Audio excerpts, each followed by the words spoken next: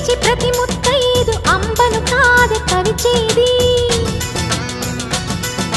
తన మదిలోని కలకలనన్ని అమ్మలకేగ తెలిపేది నెలతలే లేకుంటే దేవుడికి నెలవేది భక్తులే రాకుంటే గుడికి ఇక వెలుగేది దయతోటి కుంకుమ పూలు అక్షింతలు మనమంతా ఇవ్వాలి తన తాళి నిలపాలి తాళి కాచి ముత్తైదా